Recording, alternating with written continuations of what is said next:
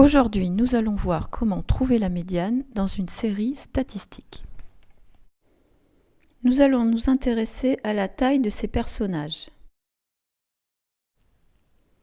L'ensemble des tailles de chacun des personnages s'appelle une série statistique. Pour trouver la médiane de cette série statistique, nous allons ranger les valeurs des tailles par ordre croissant.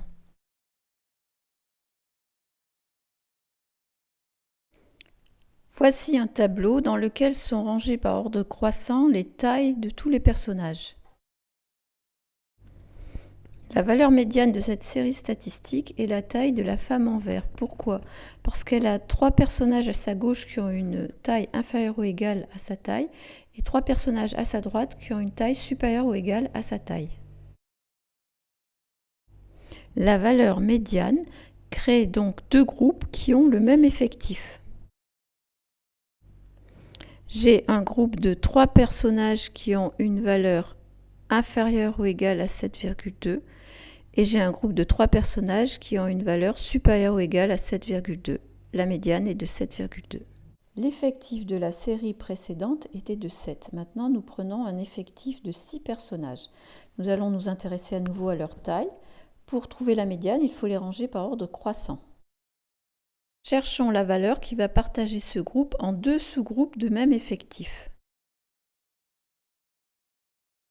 Cette fois-ci, la valeur médiane ne va pas être la taille d'un des personnages du groupe. La valeur médiane va se situer entre les 2 personnages qui sont le petit garçon et la femme en vert. Dans le tableau de valeurs, la valeur médiane va être entre 5,5 la taille de l'enfant et 7,2 la taille de la femme en vert. Pour trouver la valeur médiane de cette série statistique qui comporte 6 personnages, nous allons effectuer la moyenne de 5,5 et de 7,2, ce qui nous donne 6,35. Nous avons donc 3 personnages qui ont une taille inférieure à 6,35 cm et 3 personnages qui ont une taille supérieure à 6,35 cm.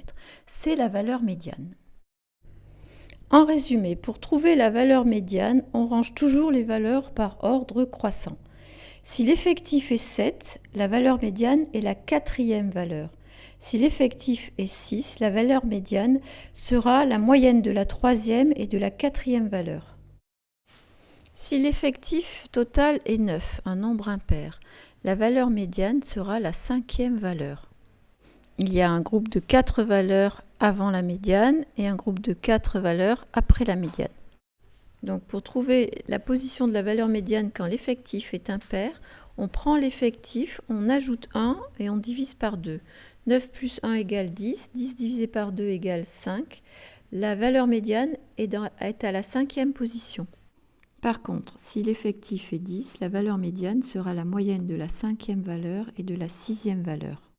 De manière générale, lorsque l'effectif total est pair, on effectue la moyenne de la valeur qui a la position n sur 2, c'est-à-dire la moitié de l'effectif, et de la valeur de la position suivante. Avec un exemple, ça va être plus clair.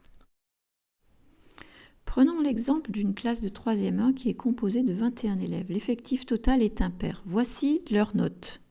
Pour trouver la médiane, il faut déjà ranger les notes par ordre croissant. Voilà qui est fait, nous les avons rangés par ordre croissant. Comme il y a 21 élèves et que c'est un nombre impair, nous allons faire donc 21 plus 1, 22, divisé par 2, 11. La médiane est à la 11e position.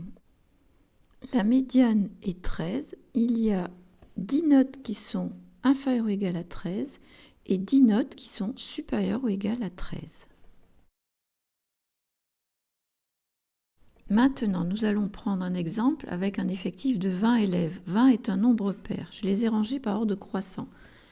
Pour trouver la valeur médiane, sa position va être entre la 10e, la moitié de 20, et la 11e valeur. La 10e valeur est 12 et la 11e valeur est 13.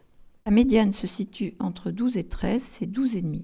Nous avons 10 notes qui sont inférieures ou égales à 12,5 et 10 notes qui sont supérieures ou égales à 12,5.